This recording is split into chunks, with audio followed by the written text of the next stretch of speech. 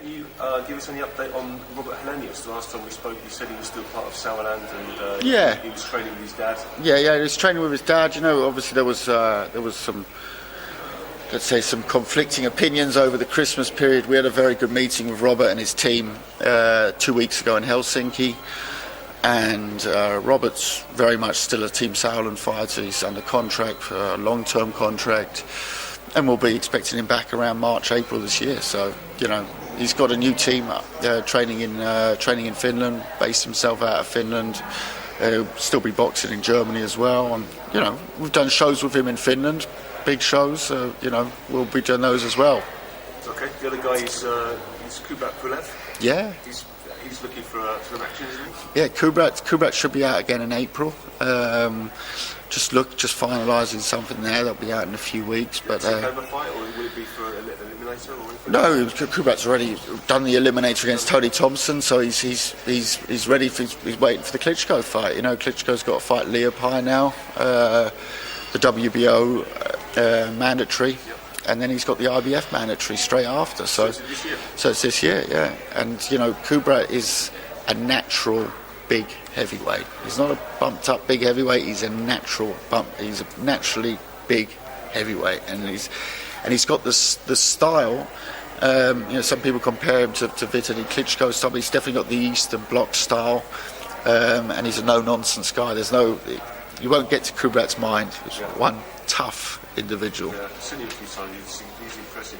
Yeah, yeah, you know, he's unassuming. You know, he comes in there, he chops them down, and, you know, slowly but surely.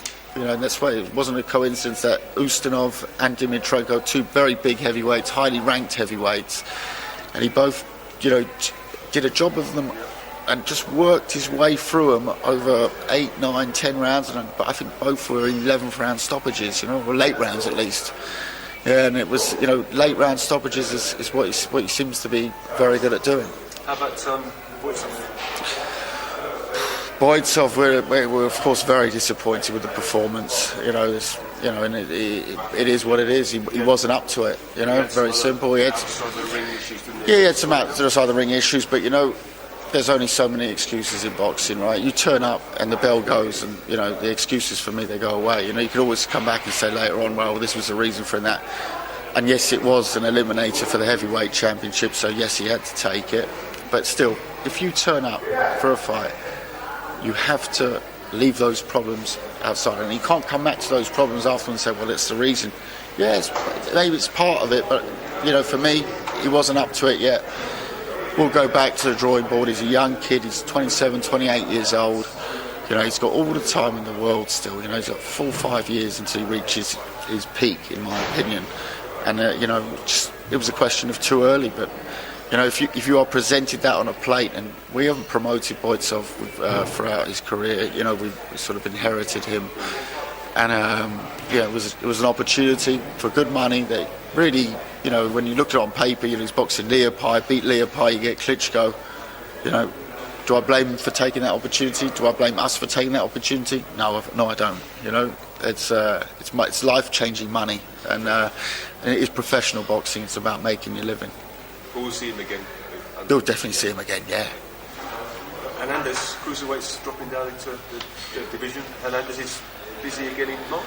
Hernandez is out in March. You know, we want to keep him very active. He had obviously the long layoff. He came back in superb style against Alexeyev. I mean, it was a great fight.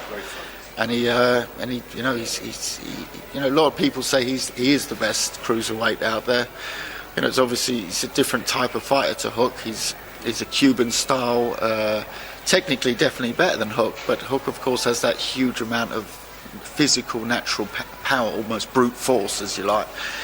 And you know, the fight, obviously, to be made down the line is Hernandez Hook. You know, but we'll take that fight, but we'll take it when we've looked at the other belts first. You know, there are 4 belts, and the other 2 need looking at before I put them 2 together. It's a voluntary defence. Yeah. Well, he's done. The thing is, to people who say Hernandez is not matched hard, his last 3 fights have been mandatories, and this fight would have been his mandatory as well. it would have been his mandatory. It would have been the man who was fighting for in the eliminator. He's the number 2 ranked Polish kid, or number 2 ranked, world ranked. Comes out of Poland. He's undefeated. Pavel Koleje, Berlin, March 8th. So it's a good test for him again. But he wants it as well. He wants to be kept active at the top level.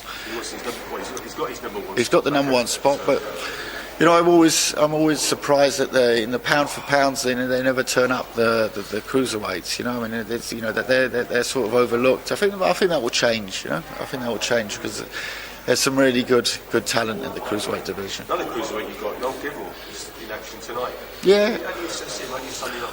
Look, it'll be his 3rd fight under us. Give me 2 more fights and I'll have assessed him. You know, but he's a good kid. He's boxes in pretty much straight lines, but he's technically very good. He seems to have got himself into tremendous shape. I was having a look at him at the weigh-in yesterday. He looks in great nick.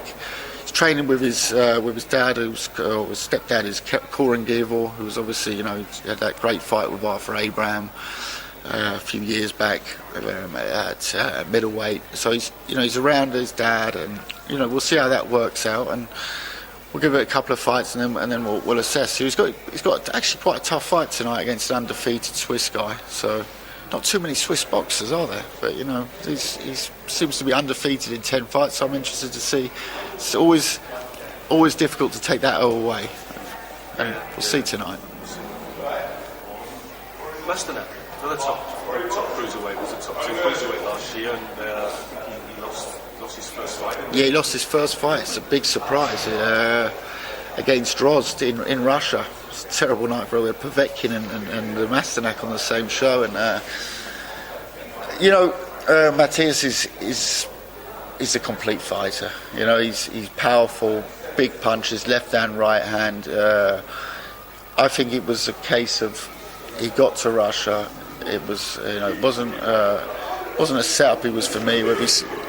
He got into the ring. It started all right. Suddenly he had a cut. I think it was in the 2nd or 3rd round. He had a bad cut, and things went from bad to worse. And he ended up sort of boxing out of one eye. And we'd love that rematch, but he's won as well. He's still, you know, on the right side of 30, and you know, he's got a good record, and he's shown what he can do, and I think he'll come back stronger this year from that defeat. He'll learn from it. You know, there's no harm in losing if you learn from it. I know you're busy, so let's not go through everybody now because you haven't got time. So we leave it at that. Well, maybe we can come meet again and definitely. Carry on chatting. Cheers, Tony. Nice to see you, mate.